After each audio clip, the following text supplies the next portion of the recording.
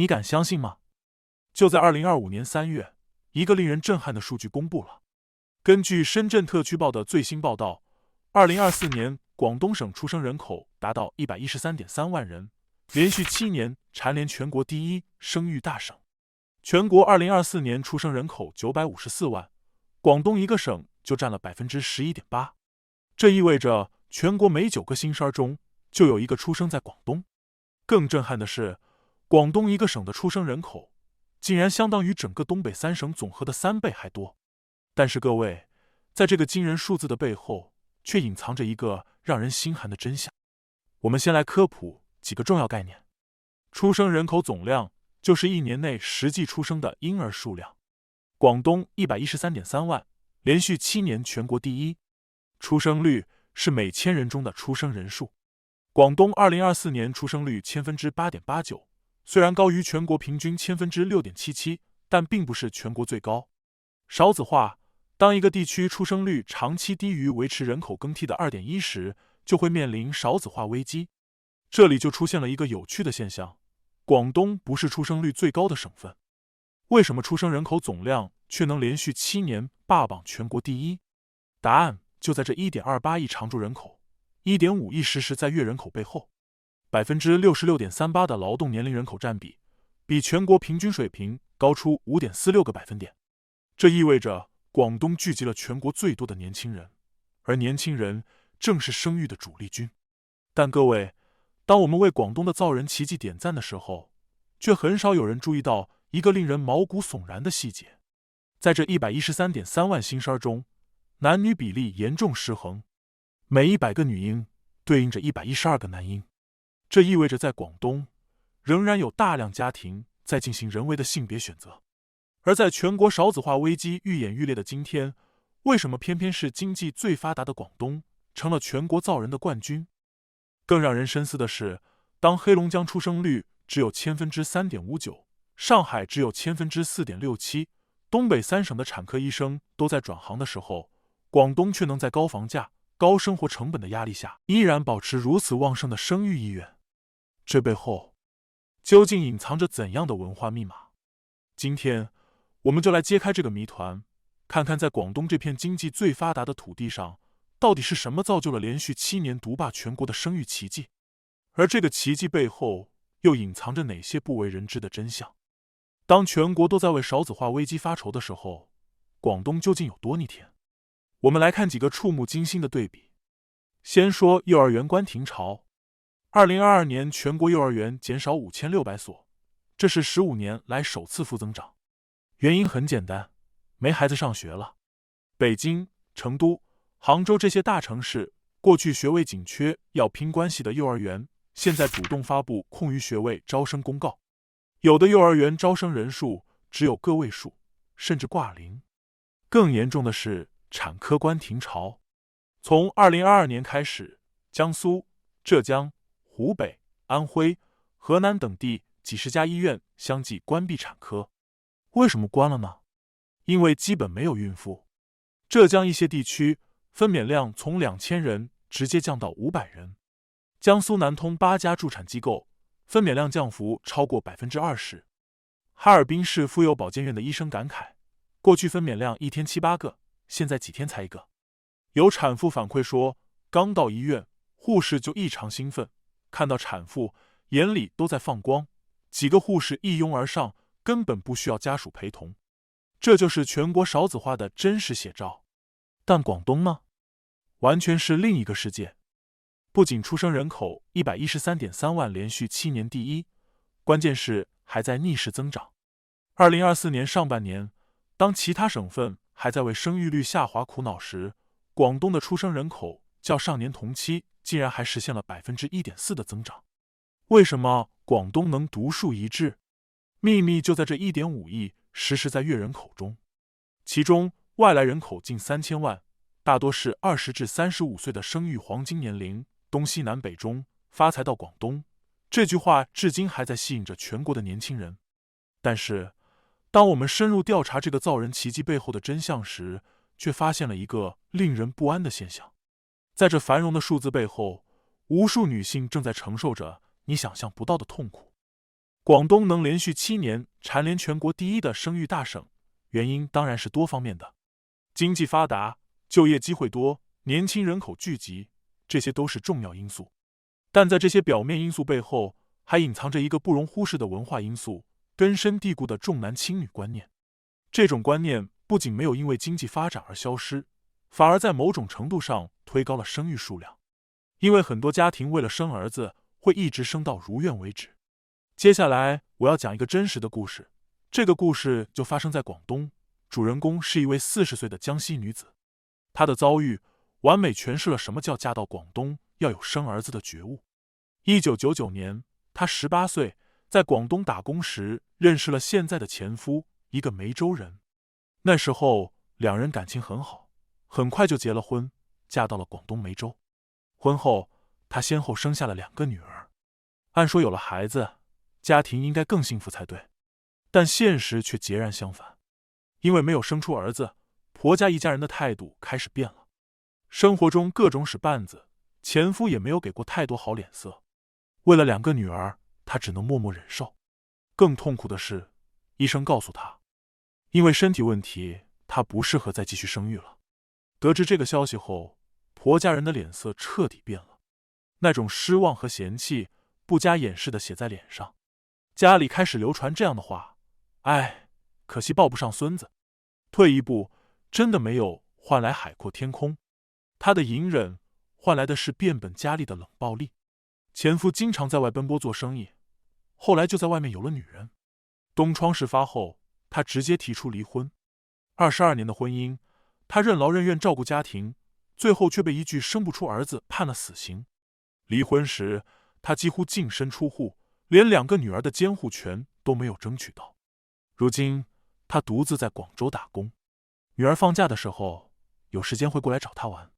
他说现在有工作有生活，但每当要过年的时候，内心就会有点慌张。为什么？因为没有家可以回，不能去前夫家，娘家虽然可以回，但有哥哥嫂嫂，总觉得不太方便。好在母亲比较开明，对他说，想家了就回来看看，你一个人在外面也不是那么回事，这里永远都是你的家。这个故事在网上传播后，很多网友都表示愤慨，但也有网友说出了一个残酷的现实：广东很多地方都重男轻女，嫁过去就要有生儿子的觉悟。更有网友调侃，广东人的家庭是不是有皇位要继承？为什么非要生一个儿子不可？这句话虽然是玩笑，但却点出了问题的本质。在广东某些地区，生儿子已经不仅仅是个人选择，而是一种社会压力，一种文化枷锁。如果说前面那个故事还能用经济条件不好来解释，那接下来这个故事会让你更加震撼。因为这次的主人公是一个高知家庭，这是一个汕尾市的公务员家庭，夫妻双方都受过高等教育，按理说应该思想比较开明才对，但现实却给了我们一记响亮的耳光。爷爷是40后，高中毕业，在那个年代算是很有文化的人了。奶奶虽然没文化，但从小督促儿子读书。爸爸师范毕业后做老师，后来转公务员。妈妈是初中老师。但这些所谓的文化人，在生育问题上却严重重男轻女。他们的做法有多夸张呢？一胎生了儿子后，还想再生一个儿子，于是开始了疯狂的追生模式。结果连续生下4个女儿，总共5个孩子。更过分的是，其中1个女儿竟然被送人。是的，你没听错，2个读过书的人，在21世纪竟然把女儿送人。在这个家庭里，大哥从小就被无限溺爱。小时候家里比较穷，鸡生的鸡蛋只给大哥一个人吃，4个姐妹没得吃。爷爷也只疼爱大哥，什么好吃的都给大哥一个人。姐妹们不怎么理。这种溺爱的结果是什么呢？大哥在溺爱下长成了一个彻底的废材。他初中毕业就不读了，已经结婚生下一个儿子，妻子怀着2胎。父母和哥哥话里话外都在说，再生一个男的就好了，3胎要不要无所谓。大哥做着一份工资很低的工作，还是爸爸托人安排的。初中毕业后10几年间，打工打不了，做生意做不下，直到去年30岁才有了稳定工作。大哥工资低，嫂子没工作，父母就这样一直养着他们。明明给他们留下了房子、铺面、土地等资产，父母还是一直担心他们怎么办。最讽刺的是什么呢？3个姐妹，一个当地公务员，一个当地老师，一个在外地工作，都算混得不错，完全能养活自己。父母从小也没有亏待他们，读书生活都一样，而且很疼爱他们。但是以后家产绝对不会给他们。这就是很多潮汕人家的缩影，表面上对女儿相当好，实际上女儿永远是外人。更可悲的是，在这种无限溺爱下，男孩往往变成了毫无担当的废材，而被区别对待的女孩反而成才了。这个家庭的故事告诉我们，重男轻女观念的可怕之处不仅在于对女性的歧视，更在于对男性的过度溺爱，最终害了整个家庭。而为了生出这个宝贝儿子，这个家庭总共生了5个孩子。这样的家庭在广东并不少见，他们用数量来确保质量，确保至少有一个儿子。这种不达目的不罢休的生育模式，正是推高广东出生人口的重要因素之一。看完前面2个故事，你可能会问，为什么在经济最发达的广东，重男轻女观念却如此顽固？答案就藏在广东独特的文化土壤中。汕头出生率为10%.56%，揭阳为10%.43%，湛江为10%.51%，都远超全国平均。这些地方都是传统宗族文化保存最完整的地区。潮汕地区的宗族观念有多强？祠堂文化至今活跃，但女子不入祠，女子不入谱。族谱中，男丁单列祠条，女性只能依附父亲，连名字都没有。更离谱的是，女生嫁入后辈份要降一档。为什么这些传统还能顽强生存？因为与现代经济结合，形成新的利益格局。村里土地分红往往只有男丁参与，生儿子不仅是面子，更是经济利益。正是这种不达目的不罢休的文化压力，推高了广东的生育率。但代价是什么？是无数女性的眼泪，是无数家庭的悲剧。看到这里，你可能会产生一个疑问：广东是全国经济最发达的省份， GDP 连续36年全国第一，为什么传统的重男轻女观念却保存得如此完整？这确实是一个令人费解的悖论。按照常理，经济越发达，教育水平越高，人们的观念应该越开放才对。但广东却给我们上了一课，经济现代化和观念现代化并不总是同步的。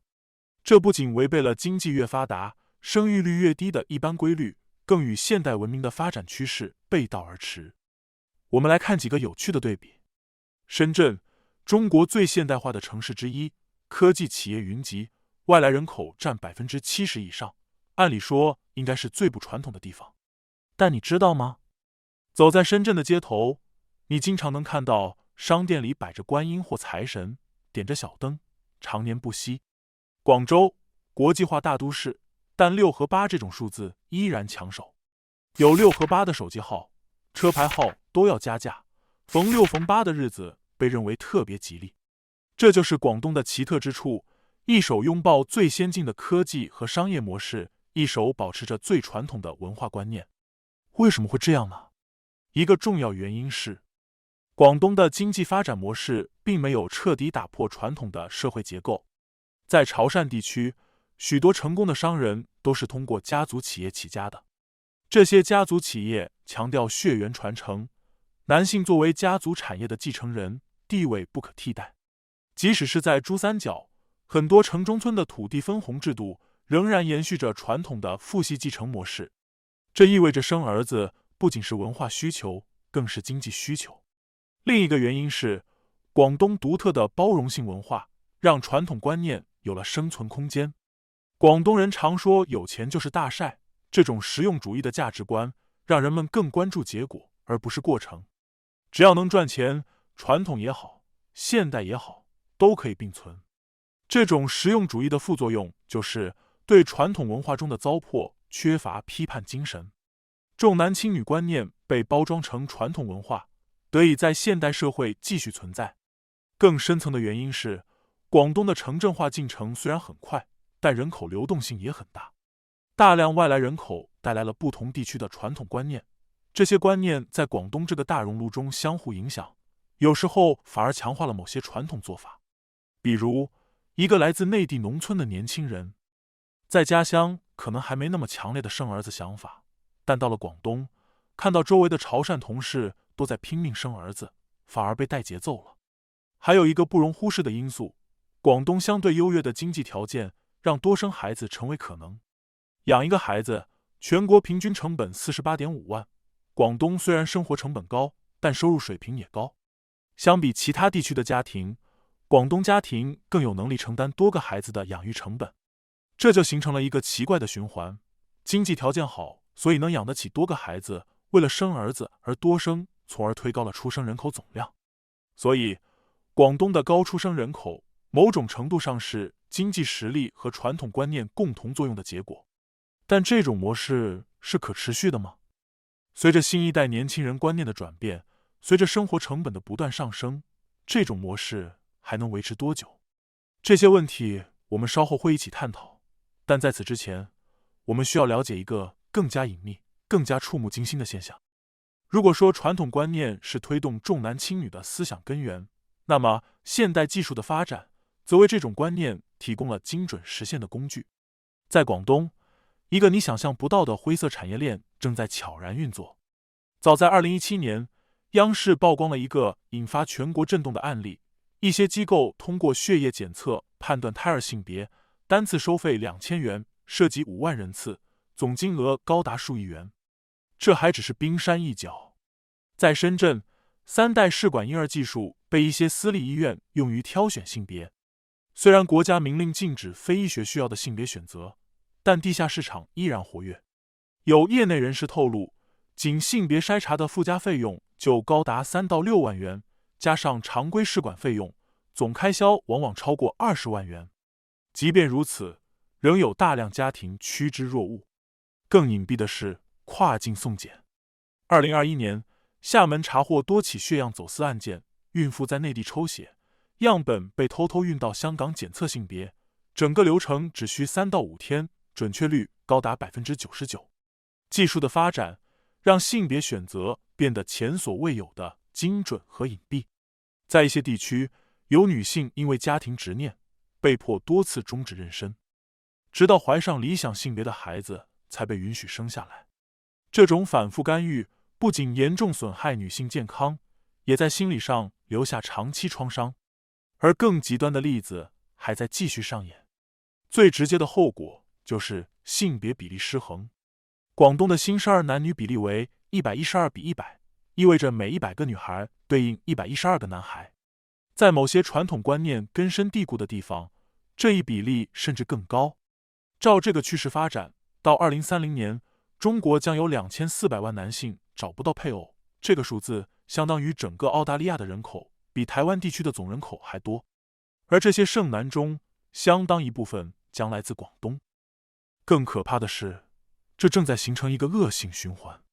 男孩越多，竞争越激烈，家庭越是焦虑，反而更相信必须生个儿子才能在未来立足。现在，我要讲一个更沉重、更真实的故事。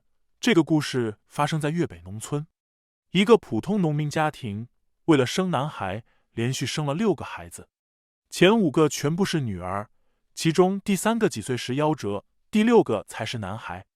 这个家庭的计划很简单，第3胎如果是男孩就留下，如果还是女孩就送人。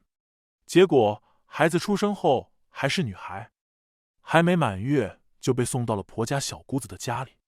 到了端午节，孩子的母亲想见孩子一面，却被拒绝。2天后，再一次婆媳争吵之后，这个女人服毒自尽。她远嫁他乡，操劳11年，生下6个孩子，最后却连亲生女儿一面都见不到。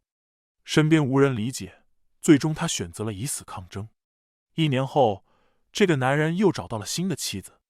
如果这个悲剧发生在今天，或许会换一种方式发生。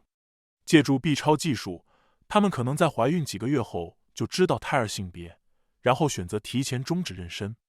表面上看，这似乎减轻了养育压力，但反复流产对女性身心的伤害，可能比连续生产更严重。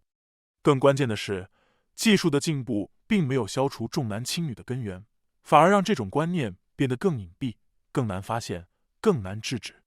当一个社会的性别比例严重失衡，买单的绝不仅仅是那些找不到妻子的男人，而是整个社会的稳定与未来。性别比例失衡带来的后果远比我们想象的严重。在婚姻市场上，男性面临着残酷的竞争，女性资源稀缺，推高了整个市场的价格。虽然广东彩礼相对较低，但生儿子的隐性压力更大。在珠三角，外来女工成了抢手资源，但她们嫁入广东后，同样面临生育压力。从家乡的相对平等突然进入重男轻女环境，心理落差巨大。更深层的影响是对消费的抑制。研究表明，性别比例失衡会显著降低居民消费率。当男多女少时，所有男性家庭都被迫卷入一场婚姻军备竞赛，比房子，比车子，比存款。为了让儿子在竞争中胜出，家庭大幅压缩其他消费，拼命储蓄。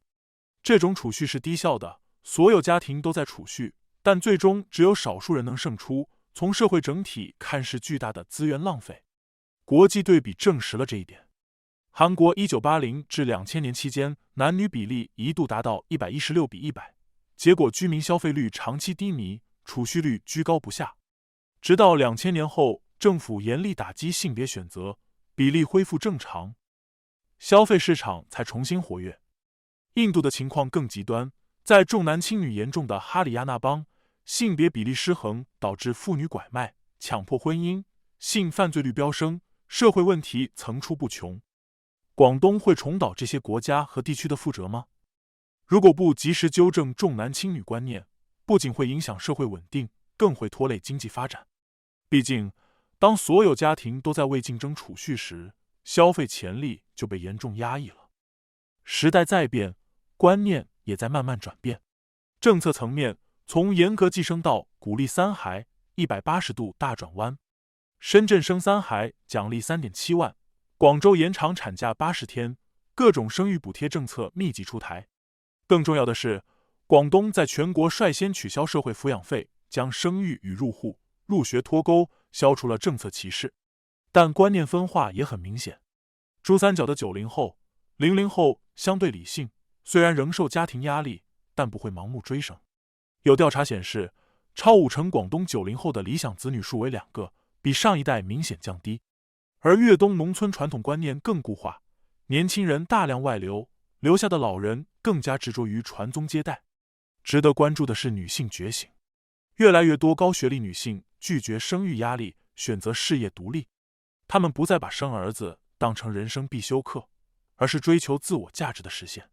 在深圳、广州，不少女性选择晚婚晚育，甚至丁克，代际冲突也日益激烈。传统父母坚持不孝有三，无后为大，现代子女追求生活质量优于数量。这种观念撕裂在很多家庭都能看到，希望也在萌芽。部分开明家族开始修改族谱，允许女性入谱。